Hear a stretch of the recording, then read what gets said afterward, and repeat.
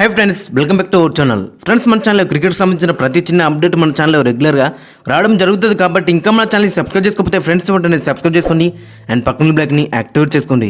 And అది ఇంకా మన వీడియోని లైక్ చెప్తే ఫ్రెండ్స్ వెంటనే లైక్ చేసి మన వీడియోలోకి ఎంటర్ ఇద్దాం. ఫ్రెండ్స్, తప్పకుండా లైక్ చేయండి. లైక్ చేస్తే మన వీడియో మరొకరికి ఫాస్ట్గా రీచ్ అవుతుంది.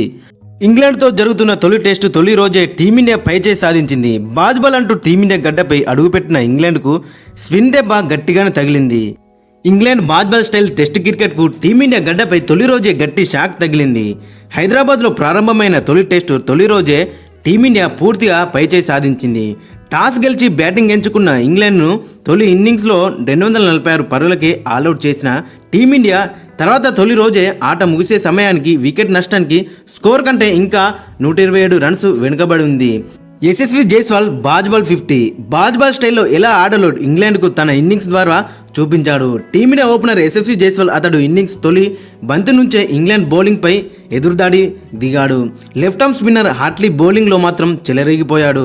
ఈ క్రమంలో అతడు 47 బంతుల్లోనే 7 4లతో 2 సిక్సర్లతో హాఫ్ సెంచరీ చేశాడు.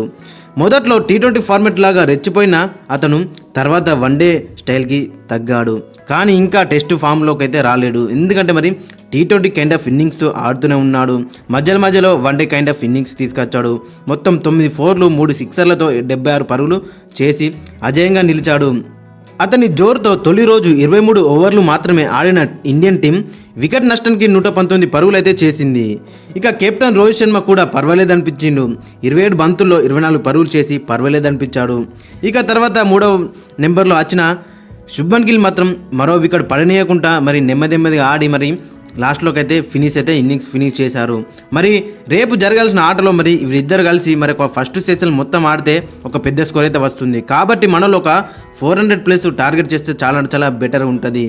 ఫ్రెండ్స్, మరి మీ యొక్క ఒపీనియన్ కింద కామెంట్ సెక్షన్లో మెన్షన్ చేయండి. మరి అక్కడ మన స్పిన్నర్లు అండ్ యశస్వి జైస్వాల్ యొక్క ఆట మీరు ఏ విధంగా ఎంజాయ్ చేసిలో కింద కామెంట్ సెక్షన్లో ఖచ్చితంగా మెన్షన్ చేయండి. మరి రేపు ఏ విధంగా మన టీమిండియా అటాక్ చేస్తే చాలా బెటర్ ఉంటుందో మరి కింద మీ యొక్క సందేశాన్ని అయితే కింద కామెంట్ సెక్షన్లో అయితే మెన్షన్ చేయండి. మరి యశస్వి జైస్వాల్ కానీ శుభ్మన్ గిల్ కానీ మరి ఎంత స్కోర్ చేస్తారనేది మీరు కామెంట్ సెక్షన్లో ఖచ్చితంగా మెన్షన్ చేయండి.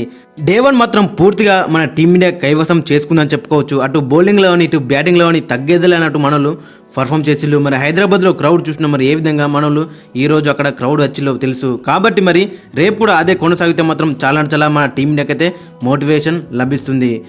రేపు మొత్తం బ్యాటింగ్ చేసి మనల్లో ఒక 400+ రన్స్ స్కోర్ చేస్తే మాత్రం ఈ మ్యాచ్ మనదే అని చెప్పుకోవచ్చు.